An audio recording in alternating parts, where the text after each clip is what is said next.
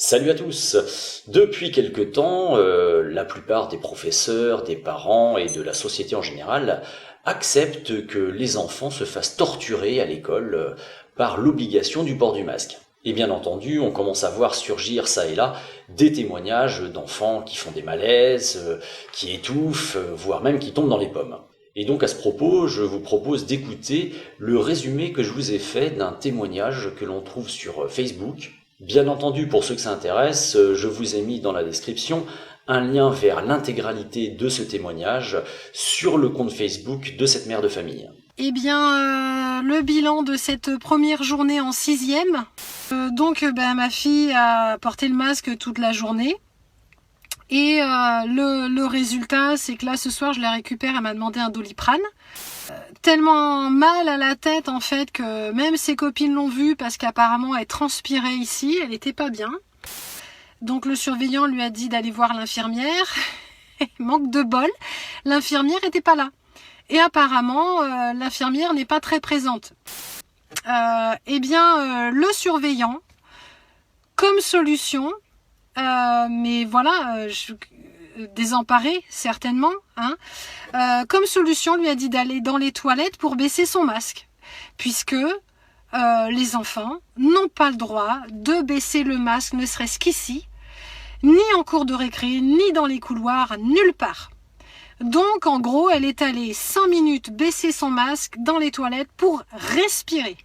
Voilà, du coup, elle avait tellement mal à la tête, elle m'a dit qu'après, pour aller au réfectoire le midi, elle avait mal au niveau du plexus solaire. Donc, elle avait du mal à manger parce qu'elle avait une sensation d'étouffement au niveau du plexus solaire.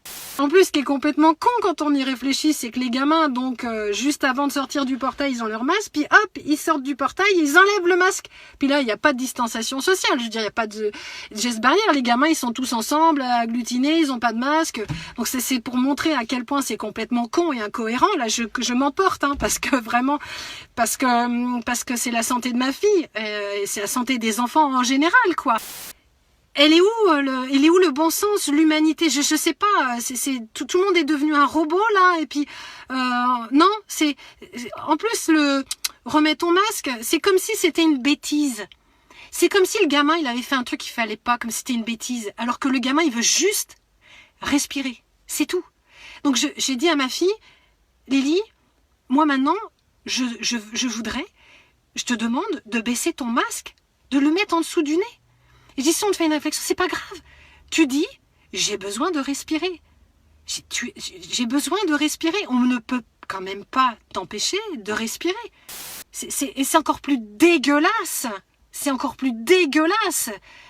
Cette mesure-là envers les enfants, parce qu'on sait que la majorité des enfants, ils vont pas oser dire à leur prof, ben non, moi je veux pas mettre mon masque là.